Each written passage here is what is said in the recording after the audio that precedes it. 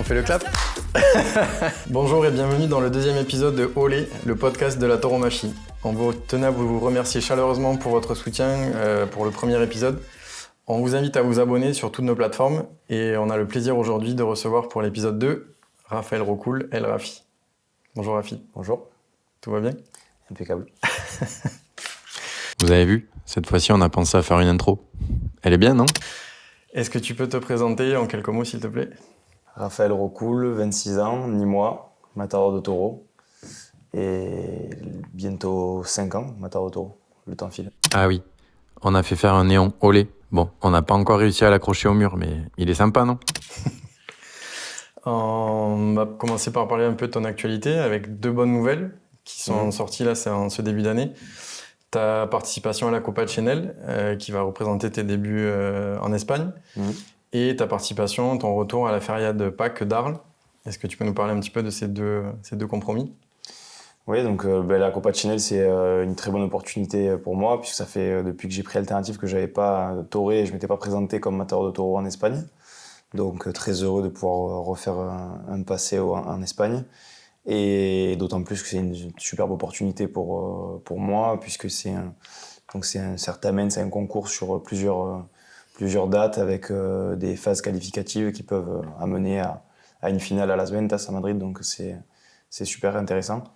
Et ensuite Arles, qui était une date presque inespérée, puisque une arène de première catégorie comme ça en début de saison, c'est toujours très très important, et d'autant plus un lundi de Pâques avec un cartel fort, avec des taureaux forts aussi enracés, un cartel très intéressant. Donc je suis très heureux de ce début de saison et j'ai hâte. Est-ce que tu peux nous expliquer rapidement le concept de la Copa de Chenel? C'est un format inédit en fait dans la tauromachie qui n'existe pas ailleurs. Ouais, c'est plusieurs phases qualificatives avec 18 toreros. Après on passe il y a 6 corridas qualificatives, demi-finale, finale, et donc la grande finale à Las Ventas. C'est sur plusieurs dates, ça va de mars à juin ou juillet à peu près, et donc ça couvre une bonne partie de la temporada. Donc possibilité en fait de faire tes débuts et éventuellement plusieurs corridas, voilà, qui amènerait, si tout se passe bien, à éventuellement ta confirmation en alternative à Madrid, à Las Ventas. Ouais. Est-ce que tu peux nous expliquer ce qu'est une confirmation d'alternative à Madrid? Une confirmation alternative, c'est un peu surtout à Madrid, c'est un peu le moment où l'afition internationale va apporter vraiment le regard sur ton alternative, sur quel matador de taureau tu es. Il est d'usage de faire des confirmations alternatives dans les capitales des pays taurins, c'est-à-dire Madrid, Mexico, et Nîmes pour la France, Bogota pour la Colombie, et après je sais pas s'ils le font aussi, Hacho je crois qu'ils le font aussi, Lima du coup. Mais bon, Madrid ça reste quand même le moment le plus important pour une confirmation alternative. Donc c'est hyper challengeant, et c'est très bien pour un jeune torero de vite confirmer son alternative, enfin du moins de la confirmer, parce que ça permet de t'ouvrir des portes importantes par la suite si tout se passe comme on le souhaite. D'accord. Un petit mot sur le fait que tu reprennes les banderilles cette année. Pourquoi tu avais arrêté et pourquoi tu reprends cette année? J'avais arrêté parce que ça s'est fait petit à petit, en fait, ça s'est fait en douceur, parce que dans mon étape de novillère où j'ai tout banderier, parce que je partais du principe qu'il fallait avoir une étape d'apprentissage, et que pour moi tous les novillères devraient au moins savoir banderier et se prêter au jeu les premières années de leur carrière, et puis en plus j'y ai pris beaucoup de plaisir. Et ensuite en novillade piqué, à la seconde année j'ai ralenti parce que je m'étais vraiment focus sur ma tauromachie, sur mes faenas à la moulette, et je voulais surtout pas que ce soit quelque chose qui rentre dans la normalité, plus que dans la normalité, dans la banalité, que le fait de prendre les banderilles soit un moment de plus qui soit normalisé dans que ce soit pas systématique en fait. Voilà, je voulais pas que ce soit systématique, et je voulais pas qu'on me le demande comme quelque chose comme un dû, alors que je trouve que c'est quand même quelque chose qui est en plus et qui donne une vraie plus-value à un torero. Donc voilà, petit à petit j'avais arrêté, mais finalement j'ai bien fait, puisque je reprends quelques années plus tard, et ça donne du coup toute l'importance que je voulais à ce tertio. Donc très content, et je pense que je vais avoir des bons moments. Il y aura des moments un peu plus compliqués aussi parce que tous les taureaux sont pas faciles à vendorier, mais je m'entraîne dur et je pense que je vais pouvoir me régaler sur quelques taureaux. On le voit, du coup, tu parles de ta préparation, de ton entraînement. Je sais que tu as choisi cette année d'aller au CERS de Cap-Breton. Pourquoi ce choix d'une préparation un peu différente ? Parce que je voulais essayer de mettre un peu plus de professionnalisme dans ma préparation. On est dans un milieu qui est assez atypique. On est vraiment livré à nous-mêmes sur tout ce qui est préparation physique, mentale, diététique et tout ça. Donc et puis en plus c'était un rêve pour moi d'aller au CERS parce que j'ai toujours vu des grands sportifs de haut niveau y aller, des rugbyman professionnels. Donc je me disais c'est pas possible, je pourrais jamais y mettre les pieds. Et puis finalement, ça s'est fait par le biais d'une connaissance qui m'a invité à venir faire une préparation, que je remercie d'ailleurs, Maxime Larbé, si tu nous regardes, et ainsi que le directeur du CERS, Vincent Delcros, qui m'ont vraiment facilité la tâche. Et donc j'ai passé 2 semaines en immersion, à m'entraîner tous les jours, le matin, avec prépa physique. J'ai eu ensuite récupération, j'avais tout sur place, diététicienne, psy, donc un panel vraiment élargi pour essayer de maximiser les performances. Et l'après-midi, je m'entraînais de salon. Donc voilà, c'était vraiment 2 semaines d'immersion et ça m'a fait un bien fou. J'étais très très heureux de rencontrer plein de sportifs de tous les horizons. C'était très très intéressant. Et du coup, est-ce que tu as un plan pour toute l'année ? Ça va te permettre de te préparer encore toute l'année ou c'est vraiment une période très courte ? Non, là c'était vraiment sur une période courte. C'était vraiment pour acquérir un background, comme on dit, outre-Atlantique. Et c'était pour vraiment faire une bonne préparation d'avant-saison, même si je vais garder plein de petits trucs pour me peaufiner ma préparation, comme de la mobilité avant de torer, des étirements, des trucs comme ça. Et par exemple, sur des détails de diététique, sur l'hydratation. C'est vrai que moi, par exemple, j'avais beaucoup de mal à me réhydrater en toréant. On perd beaucoup d'eau, les costumes sont lourds, il fait très chaud, on a beaucoup de couches. Et on sue énormément, ce qui fait qu'on perd beaucoup en minéraux et on n'aura pas de réapprovisionnement en minéraux. Et ça, je le savais pas, donc je buvais, j'avais toujours soif, je comprenais pas pourquoi. Donc typiquement des petits trucs comme ça, mais qui en fait ils font la différence quand on est en plein mois d'août et qu'il fait 35 degrés, ça fait clairement la différence. Donc plein de petits détails comme ça pour essayer de monter les réglages au top, quoi. D'accord. On t'a vu travailler peut-être aussi l'explosivité pour les bandes de riz, non ? C'est un entraînement spécifique.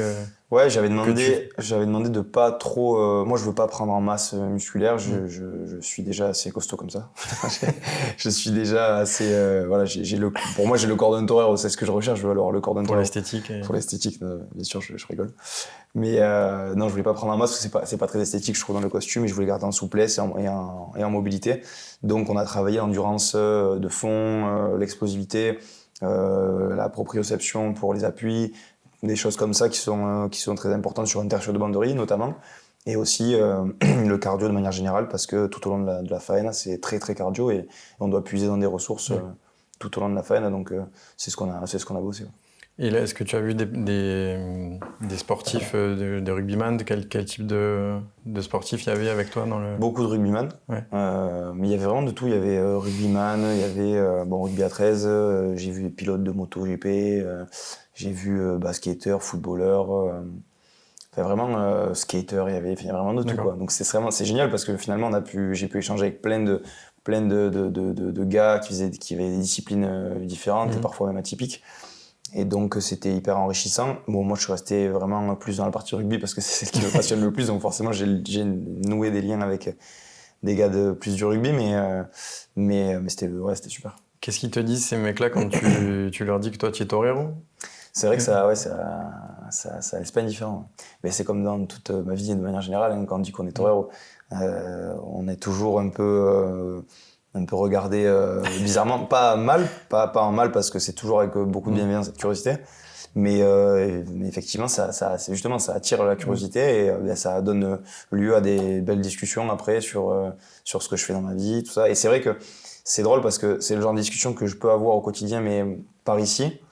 Mais en étant là-bas et en dehors de tout ce que je connais, finalement, dans une bulle avec d'autres personnes qui sont pas du tout aficionado, ça ouvre le champ des possibles sur les discussions et ça fait qu'on peut parler de plein de choses et tous les mecs sont super, et les filles qui étaient là-bas sont super contents de ça et ils ont presque envie de venir, ils m'ont dit quand est-ce que tu t'aurais, machin, on va venir te voir.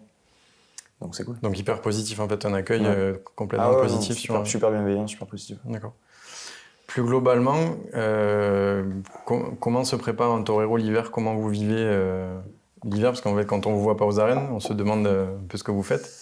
Mais l'hiver, on fait donc du physique. On essaye de compartimenter un peu avec du physique tous les matins, que ce soit cardio, que ce soit un peu de renfo, même si on fait quand même beaucoup plus de cardio, de course à pied. On fait beaucoup de torero de salon ensuite, en seconde partie de la matinée. On fait 2h30 de torero de salon tous les matins. Et finalement, c'est ça le plus important parce que c'est là où on arrive à développer notre tauromachie et c'est là où on arrive à rêver des faenas, à se sentir, à s'imaginer dans des grandes arènes. Et c'est important de cultiver justement cet imaginaire-là parce que c'est ce qui fait que tu vas réussir à te transformer dans l'arène. C'est même pas une question de technique ou de physique parce que ça, c'est là et c'est factuel. Mais cet imaginaire-là, il faut le cultiver parce que c'est cette ouverture d'esprit qui fait qu'on arrive à créer dans l'arène parce qu'on est des artistes finalement. Et il faut toujours cultiver ça, rechercher cet imaginaire, cette âme d'enfant, de jamais se satisfaire et de continuer à rêver, même si c'est beaucoup plus compliqué quand on a 26 ans que quand on en a 10. Parce qu'il y a tout ce qui va avec et les problèmes qui vont avec.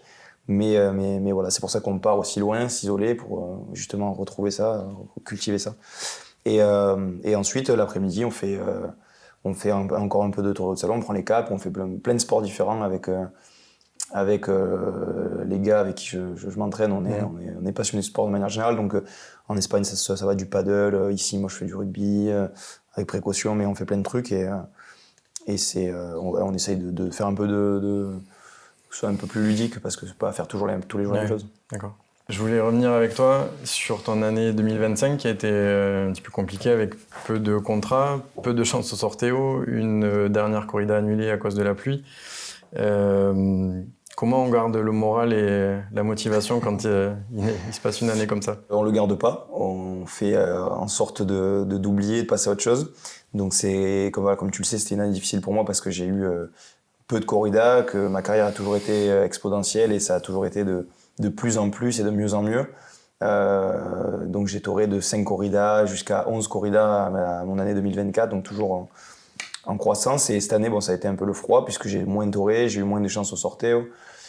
Ça a été un peu le serpent qui se mord la queue parce que effet cercle vicieux, on torait moins, donc on a moins de bagages, on a moins d'habitude, donc ça marche moins bien.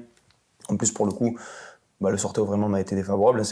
Je n'ai jamais été à me chercher des excuses, mais voilà, c'est les faits et quand c'est les faits, il faut le dire aussi. Donc j'ai pas eu de chance et la météo non plus puisque la dernière année elle a été annulée.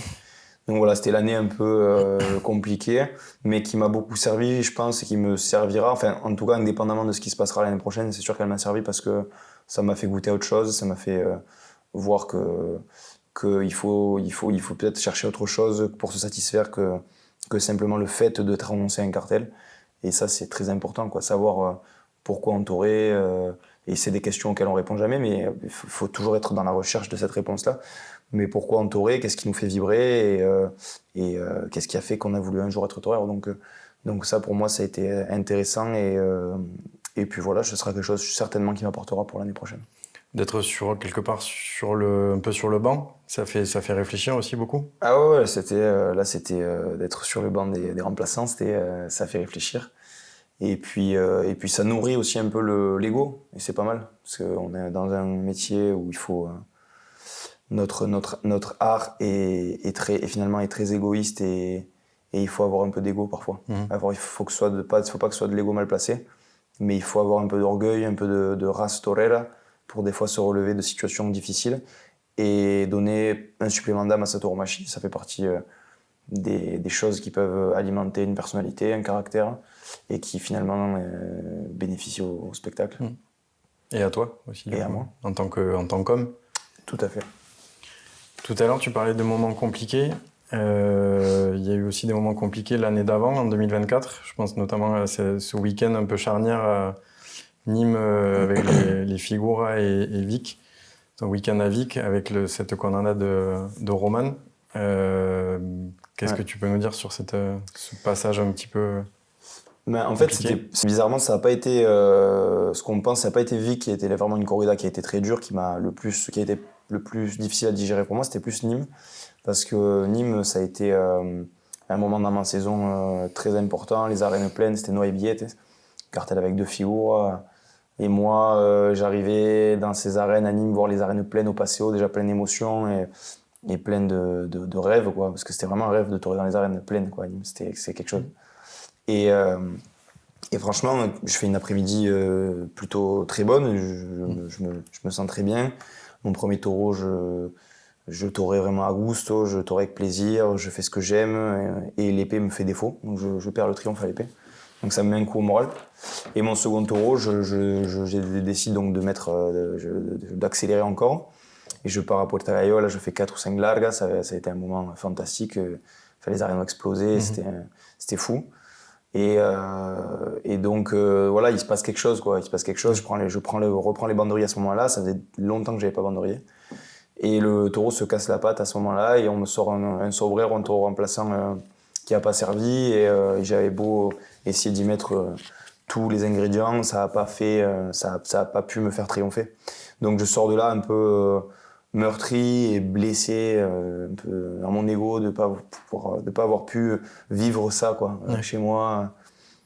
Parce que je l'ai vécu auparavant et j'avais vraiment envie de le revivre, quoi. C'est un truc, quoi. C'est un shoot, quoi, de triompher à Nîmes. On a envie de le revivre, donc très déçu. Et donc 2 jours après, je taurais cette corrida de Los Maños à Vic. Et sur le voyage, je me fais pas l'idée que je vais taurer à Vic. En fait, je suis encore à Nîmes, dans le fourgon. Je me rappelle, j'étais derrière, couché avec mes écouteurs, et j'étais là en train de ruminer, de rouméguer. Ça s'était pas bien passé, ça c'était pas comme je voulais. Donc voilà, peut-être pas dans la projection aussi d'aller à Vic. D'accord.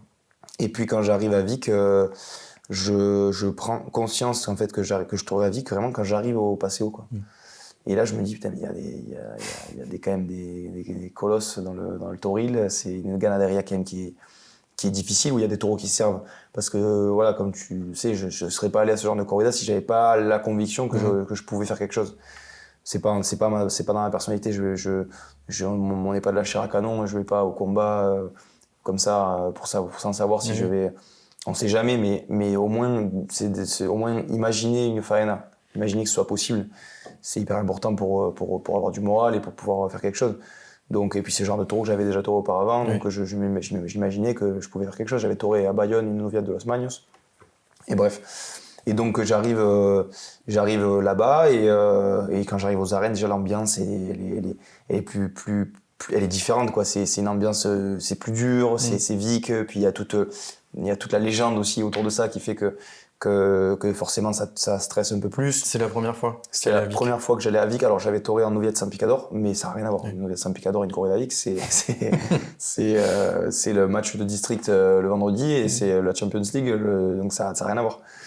Et puis quand j'arrive dans le patio des Caballos, je vois Didier Lacroix, président du Stade Toulousain, et Anthony Gelon, joueur du 15 de France et joueur du Stade Toulousain, donc star du rugby français.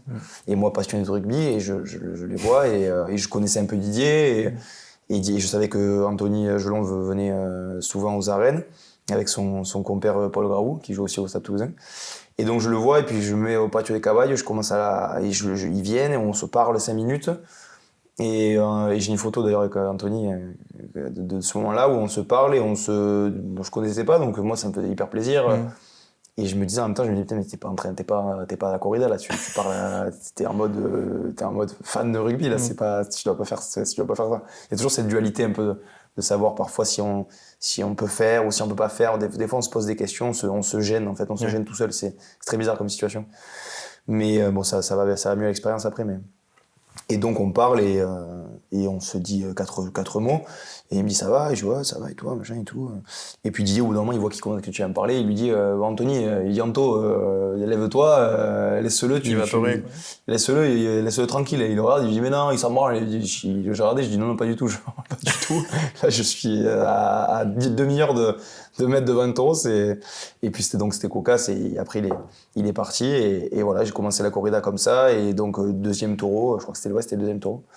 Cet accident arrive avec Roman, où il se fait découper devant moi. En plus, c'était devant moi, c'était à 3 mètres de moi. Le taureau le voit pas, il passe sur le passage, il l'attrape et il l'attrape, il lui met un coup de corne très spectaculaire, qui par la suite n'a pas été si grave que ce qu'on pouvait penser sur le moment, mais sur le moment c'était très spectaculaire. Moi j'essaie de lui faire le kick, le taureau ne me voit même pas, c'était assez dramatique.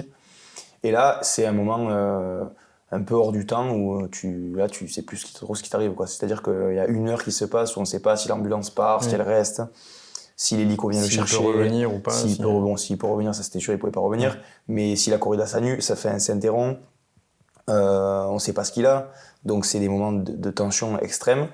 Et donc là, tu comprends. Bon, moi, je sais que à ce moment-là, je vais devoir tuer 3 taureaux au lieu de 2. Les gens s'impatientent, nuages gris, noirs qui arrivent sur les arènes. Enfin, c'était l'apocalypse, quoi.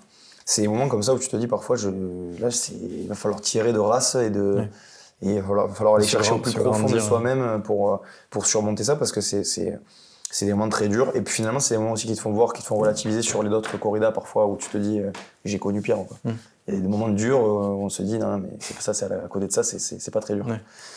Donc voilà, et puis cette corrida finalement continue, je tue 3 taureaux, il se passe rien parce que j'ai des taureaux qui sont déjà difficiles. Honnêtement, il y avait des taureaux qui étaient très difficiles.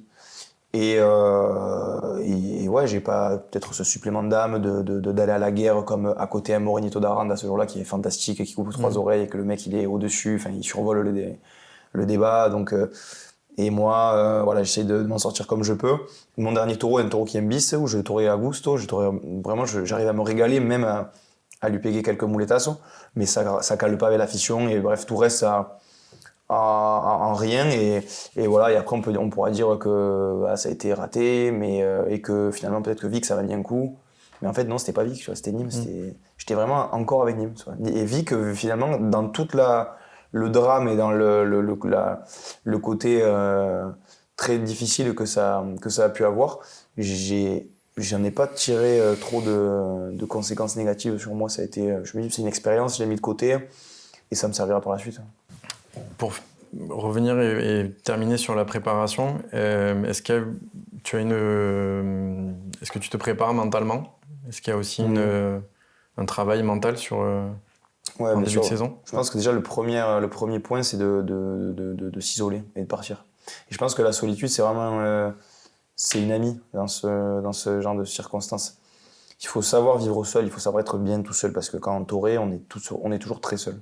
Même s'il y a des milliers de personnes autour, et même si on est très bien entouré, et qu'on a une famille, des amis qui sont là, qui te soutiennent, il y a un moment où tu es seul, et ça, il faut pouvoir faut pouvoir le digérer, l'emmagasiner. Et si tu n'as pas fait ce travail-là au préalable, c'est très difficile de se contenter de sa force. Tu vois, parce qu'on est toujours, on puise notre force des autres, de circonstances, d'orgueil, de moments de rage, de moments de revanche. Mais on peut pas indéfiniment puiser cette force à ces endroits qui sont extérieurs à soi-même. En fait. À un moment donné, il faut pouvoir se replier sur soi et tirer une force qui est bien plus profonde. Et donc ça c'est déjà une manière de se mentaliser au quotidien et de tous les jours en allant s'entraîner, de se visualiser dans des situations et d'avoir voilà, cette discipline-là. Un peu cette discipline, et j'en parlais il n'y a pas si longtemps que ça, tu vois, de l'alter ego, de dire on est dans l'arène, et peut-être que dans l'arène on a ce costume qui fait qu'on devient quelque part un peu des super-héros et qu'on arrive à se transformer. Et tu te rappelles quand j'avais fait l'interview en Espagne avec Victoria Coyante, ça voulait me faire dire qu'on était le même dans l'arène et qu'on était le même dans la vie. Et moi j'ai essayé de l'expliquer du haut de mes 19 ans que non, c'est pas ce que je ressentais. Bon, j'avais pas eu beaucoup de succès. J'avais pas pu l'expliquer avec les 4 mots d'espagnol que j'arrivais à Barwin à l'époque, mais voilà, donc c'est beaucoup de préparation qui se voit pas finalement, de psychologie qui ne se voit pas forcément, et qui a pas besoin de mots ni de protocole particulier. Donc c'est très particulier, c'est très propre à chacun. D'accord. Par rapport à la peur, il y a une citation de Nelson Mandela que j'aime beaucoup, qui dit que le courage n'est pas l'absence de peur, mais la capacité de la vaincre. Comment toi tu fais pour arriver à vaincre cette peur? Les toreros globalement, comment vous arrivez Donc moi je trouve que elle est très vraie, et justement ça me fait penser à une situation que moi j'adore aussi, et qui dit Parce qu'au préalable, en fait, la peur, avant de te la donner, c'est quelque chose qui est très personnel et intime. Et c'est des moments dans la carrière d'un toreador, ou même dans la vie de tous les jours, qui sont pas visibles. C'est pas forcément des moments quand on est en piste avec un taureau, où là, finalement, on est dans le feu de l'action et on prend des décisions. Donc, on n'a pas le temps de laisser la place à la peur de s'installer. Mais des moments à l'hôtel avant de torer une corrida, où on a une après-midi, ou après manger, où on essaye de faire la sieste, se reposer, c'est des moments qui sont interminables. Et on est dans le lit, et il y a la peur qui est devant le lit, qui nous regarde, et on se dit... et on a une espèce de joute, de duel avec la peur qui est là et qui est pas là à la fois. Et elle essaye de te manger, et toi, tu essayes justement de pas faire grise mine, et justement, c'est peut-être à ce moment-là qu'il faut l'apprivoiser plutôt que de vouloir la combattre. Enfin, tout ça, finalement, c'est très philosophique, mais c'est la réalité, elle est vraiment là, et c'est des moments comme ça, c'est très très dur à gérer si on n'a pas l'expérience et qu'on n'a pas l'habitude de torer. Et c'est des moments de solitude, tu vois, on y revient. Et donc cette situation que j'aime beaucoup, qui dit si un jour la peur frappe à ta porte et que tu as le courage de l'ouvrir, tu t'apercevras que derrière il n'y a personne. Donc moi je trouve que c'est magnifique parce que ça résume vraiment ce moment où tu prends une décision dans ta vie, et ça peut être dans la vie de tous les jours comme dans une arène, et t'as l'angoisse, t'as la peur de ce qui va se passer, et puis finalement tu choisis d'agir et d'être dans l'action, et la peur s'évanouit, quoi, la peur disparaît. Donc ouais, j'adore cette citation, et je trouve qu'elle est très vraie, et en plus elle parle à tout le monde. Mais surtout que ça prouve que autant le courage que la peur, ça vient forcément de nous. On se dépasse, on se fait peut-être des films, parfois des bons, parfois des mauvais, mais c'est nous qui décidons de ce qu'on fait de cette peur-là. Des fois je me le dis là, peut-être que tu nourris une peur, mais qui existe que pour toi. Et ça, c'est tout le sujet. Enfin, je veux dire, c'est vraiment là à ce moment-là qu'on réalise que tout ça, c'est très psychologique, et que se mettre devant les taureaux, c'est 80% de mental. Et c'est pas moi qui le disais, c'est des grands toreurs, c'est des Juan Belmonte, et des maestros comme ça qui le disaient, que c'était du mental, et que parfois, il y a un taureau sort et il a des gestes et des manières qui peuvent nous faire peur et qui peuvent nous faire laisser présager de mauvaises choses. Mais finalement, c'est des choses qu'on s'invente et qui existent que pour celui qui se les a inventées. Mais c'est humain, et puis c'est là la grandeur du torero aussi, c'est d'arriver à passer au-delà de ça et d'apprivoiser cette propre peur. Justement, tu parlais tout à l'heure d'alter ego. Que fait Raphaël quand El Rafi pose le costume de lumière? Mais c'est vrai que Raphaël, on n'en parle pas souvent de Raphaël. Vraiment, dans mon cercle proche, on me dit Raphaël, de plus en plus. Et ça, que Rafi, ça a toujours été moi aussi, parce que depuis tout petit, on m'appelle Rafi. Mais non, quand je pose les trastos, je suis curieux de tout, j'ai beaucoup de passion. J'essaye de me nourrir de plein de choses qui, finalement, je pense, me sont bénéfiques dans ma tauromachie et dans ma personnalité. Et donc, évidemment, j'ai des passions comme le rugby. Je suis passionné de rugby. L'hiver, je suis un fou de ski de randonnée. L'été, de chasse sous-marine avec des potes à moi. J'aime la course à pied. J'essaie de toucher un peu à tout. Et c'est vrai que je me régale. Ça me fait vraiment plaisir de pouvoir faire d'autres choses. Et c'est quelque part, c'est un peu un exutoire aussi pour moi de ne pas faire que de la tauromachie tout le temps, et finalement de se perdre un peu là-dedans, et il faut faire d'autres choses. Tu parles du rugby. Quel parallèle on pourrait faire entre le rugby et la tauromachie? C'est un parallèle qui est facile à faire pour moi, parce que j'ai trouvé plein de valeurs communes à la tauromachie et au rugby, des valeurs d'entraide, de fraternité, de soutien, de courage, et qui sont des valeurs qui ne sont pas forcément très à la mode aujourd'hui dans notre société, malheureusement. Presque chevaleresque, et c'est hyper important, je pense, d'avoir ces notions-là. Ces notions, c'est presque des notions d'enracinement qui sont, pour moi, qui sont hyper importantes dans l'éducation de nos enfants, des trucs comme ça. Enfin, ça paraît bête, mais c'est hyper important. Donc ouais, le rugby m'aide vraiment à ça aussi, et je retrouve plein de mécanismes finalement qui me sont familiers dans les taureaux. Tout à l'heure, tu parlais des valeurs qui sont un peu désuètes aujourd'hui dans la société. Est-ce que c'est pas justement pour ça que la tauromachie est un peu hors du temps et pas vraiment à la mode aujourd'hui? C'est qu'elles sont pleines de valeurs La tauromachie est pleine de valeurs qui ne sont pas aujourd'hui à la mode. Ouais, complètement. C'est des trucs, c'est des valeurs pas très sexy. Ouais, c'est pas très vendeur. Et pourtant, je trouve qu'on a pris le contre-pied. Tu vois, récemment, on a pris un contre-pied qui était assez intéressant où finalement les mecs descendent de Paris. Moi, j'ai des potes de potes qui arrivent de Paris, qui ont fait la feria il n'y a pas si longtemps, et chaque année ils reviennent à la feria parce qu'ils ont aussi connu pour la plupart par les interventions dans les médias, tout ça. Et c'est hyper émouvant de voir ça parce que c'est des gars qui n'ont pas du tout ce rapport à la feria, à la terre, et c'est normal, c'est pas de chez eux. Mais quand ils arrivent ici, ils sont choqués, quoi. Ils voient des mecs faire la fête pendant des jours, se régaler, faire des bonnes bouffes, des bons restos, faire la fête tous ensemble, communier. C'est un peuple qui est ensemble, c'est un peuple qui est soudé. Et tout ça autour d'un seul truc, le taureau, quoi. Parce que à partir de 17h, c'est la corrida et on va boire une bouteille d'eau parce que c'est le monde de la corrida et que, bon, certains restent encore dans les rues, mais ceux-là, c'est des coquins. Et donc voilà, c'est vraiment tout ça autour de la tauromachie. Ça donne vraiment une âme à la fête qui fait que ça, je sais pas, ça donne un truc, une effervescence, une ferveur populaire qui est différente d'une fête qui serait organisée juste pour faire la fête. C'est-à-dire que là, c'est avec ça a une âme, ça a de l'épaisseur, c'est vivant, c'est hyper cool, quoi. Donc les mecs, ils arrivent là, ils sont les mecs et les filles, hein, mais ils sont un peu déboussolés et ils repartent des étoiles plein les yeux et à chaque fois c'est la même chose, quoi. Et il y en a certainement qui aiment moins la tauromachie et la corrida que d'autres et c'est pas grave, on leur en veut pas, hein. C'est pas grave. Ils peuvent venir et dans tous les cas ils viendront et ils achèteront leur chemise soleil, ils seront contents et ils repartiront, il n'y aura pas de problème. Mais voilà, c'est pour dire que c'est pas simplement la fête, c'est pas simplement le taureau, c'est pas simplement les gens, c'est tout ça qui fait que ça fait une recette miracle, quoi. Tout à l'heure, tu parlais de ton intervention dans les médias.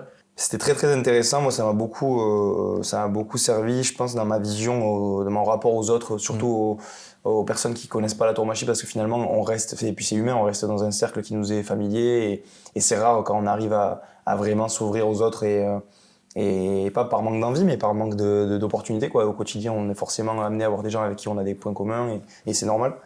Et là, en étant à Paris, on a pu voir, on a pu faire plein de télé, plein de radio, et à chaque fois on a été accueillis de manière hyper bienveillante et c'était top. Mais encore une fois, voilà, je voudrais souligner que c'était pas une action qui était personnelle et ça a été fait avec toute une équipe et que c'est vrai que on a fait beaucoup de télé et notamment grâce à France Inter, l'émission de la matinale de France Inter qui a été beaucoup écoutée et qui a fait que finalement après j'ai eu un peu plus de visibilité, mais d'autres de mes compagnons ont fait aussi des télés et je l'ai pas du tout fait par rapport à moi. J'ai essayé de faire pour les autres, quoi. Je sais que ça t'agaçait à un moment donné qu'on te parle beaucoup de ça, au détriment de ce qui se passait un peu plus dans l'arène. Ouais. Est-ce que c'est toujours le cas ? Disons que ça m'agaçait d'une certaine manière. Après, je veux pas cracher dans la soupe parce que évidemment que ça a été un moment fantastique et que je le referai 1000 fois. Parce que ça a été une aventure certainement que je revivrai plus. Donc j'ai essayé d'en profiter au maximum. Mais c'est vrai que déjà ça me gênait un peu vis-à-vis des autres. En tout cas, ça me gênait vis-à-vis du mouvement parce que c'était pas moi en fait. Et puis d'ailleurs, je pense que les gens ont bien compris, donc il y a pas de problème avec ça. Mais la première année, c'était sympa, et puis j'ai eu plein de retours, et je suis vraiment conscient que ce que j'ai fait là, de cette fois-ci à titre personnel, et ce que j'ai dit, ça a apporté. Parce qu'on me l'a dit franchement des centaines de fois, et j'en suis vraiment très fier. C'est vraiment une fierté que j'ai eue de participer à ça.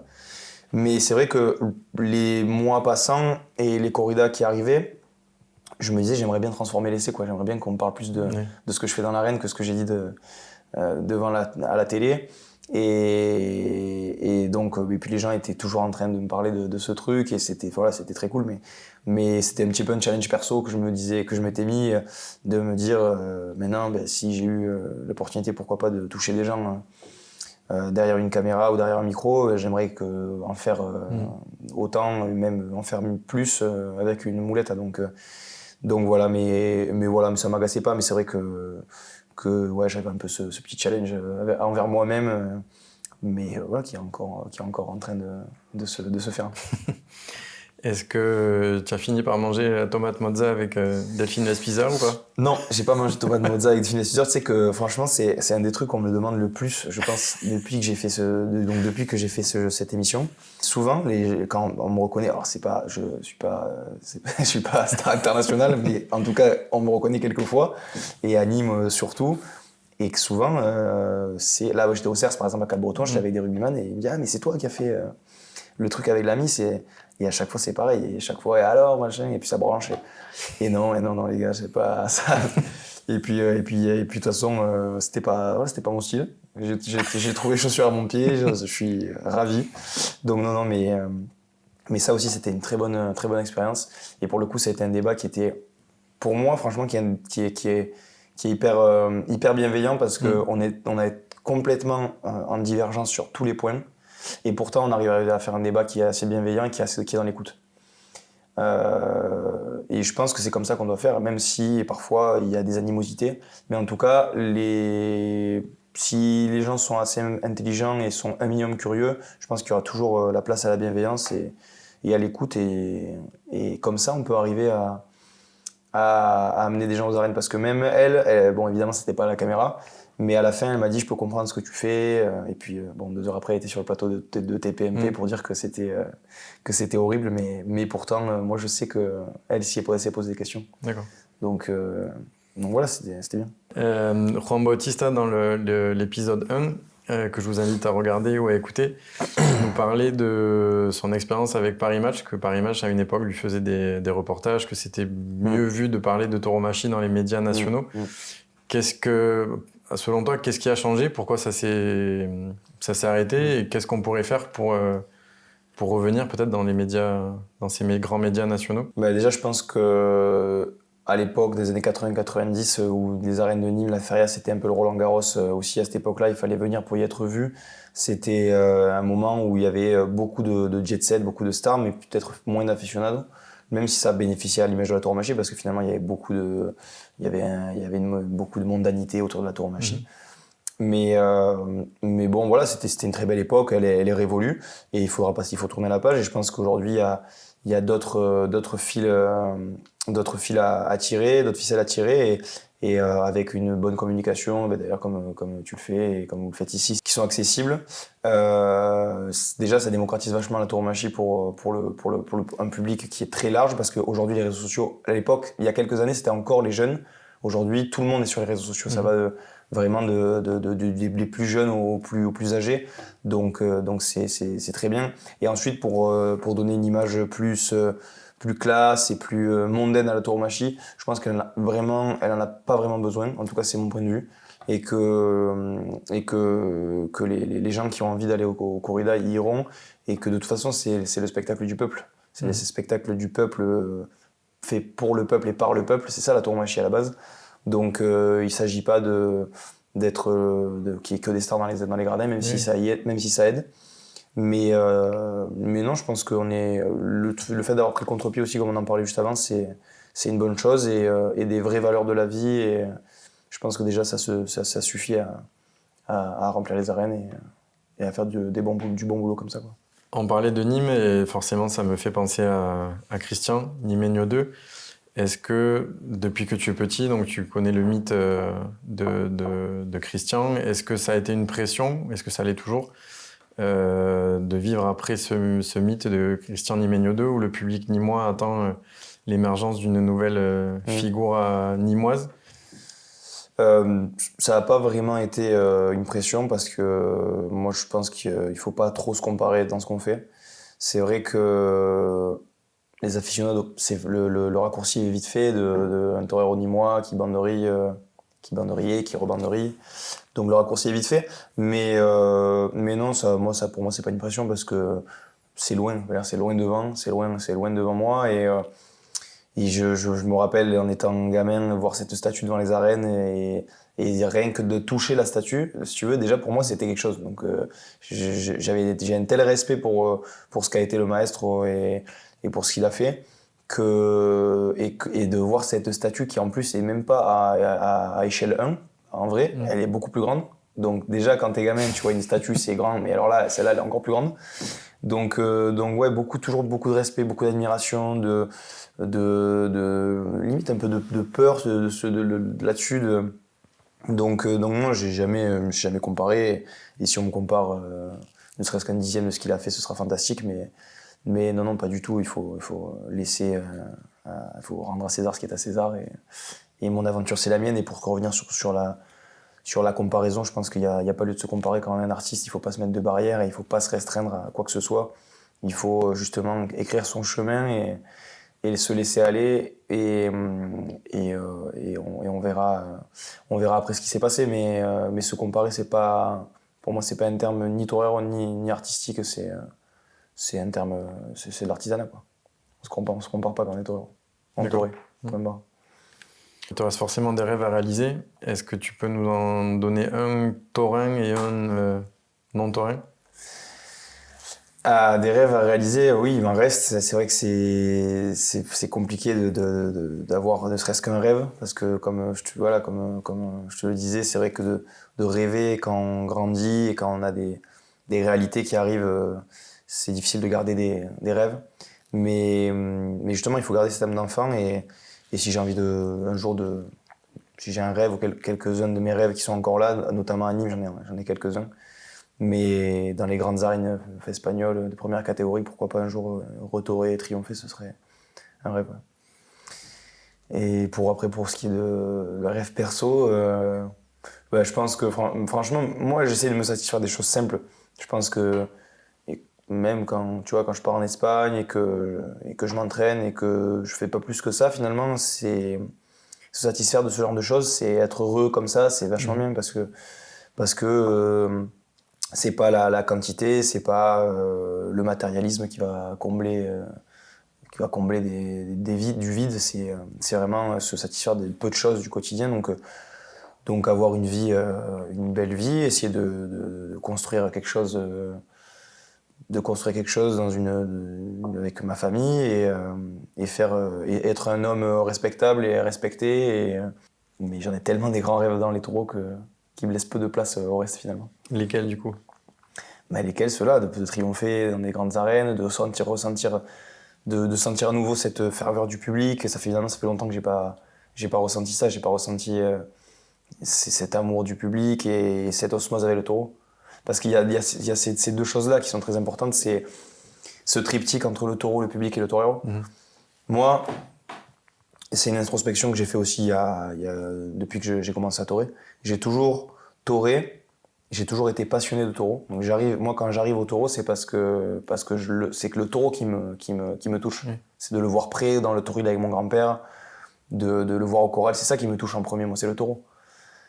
Et ensuite, ce qui me touche, c'est de voir ces gens qui sont tellement, ils sont bouche bée devant les taureurs, comme devant des demi-dieux. Et donc, cette relation au public m'a toujours interpellé. La relation aux autres de manière générale, les relations sociales, je trouve que c'est très intéressant, les relations entre les hommes. Et donc, pendant une partie de ma carrière, je pense que, je te dis ça comme si elle était très longue, elle était très courte. ça fait, tu sais. Enfin, en tout cas, disons durant mes premières années. J'avais toujours envie d'être aimé, j'avais toujours envie d'avoir ce contact avec les gens, et j'ai toujours envie. Mais parfois, ça a pris peut-être un peu le pas sur l'amour du taureau et sur l'amour de taurer, et d'avoir cette relation avec l'animal. D'accord. Et plus tard, je m'en suis rendu compte parce que, en ne recherchant que l'approbation du public, finalement, tu oublies ce pourquoi tu taurais, et tu taurais en étant vide. Et c'est ce qui m'est arrivé un peu l'année dernière. Ou l'année d'avant. C'est que j'ai tauré beaucoup de fois en étant vide de sens, et ça se ressent, et le public il le ressent. Plus pour triompher que finalement... Plus pour triompher, pour me sauver aussi, pour me sauver la peau parce que ça marchait pas, je pinchais les taureaux, j'arrivais pas à triompher. Et quand tu le fais dans l'objectif d'eux, c'est jamais aussi sincère et aussi beau que dans la vision, dans la vision d'eux, la vision de ma tauromachie, la vision de tout ça. Donc là-dessus, je pense que j'ai fait une introspection et je me dis souvent quand je taurais au camp ou que j'ai la chance de taurer au camp, je me dis c'est aussi ça le plus beau. C'est juste ça, juste l'animal et moi. Et après, quand le public arrive et qu'on arrive à faire tout ça, de créer toute cette ambiance et cette osmose entre le public, le taureau et le torero, ben là c'est magique.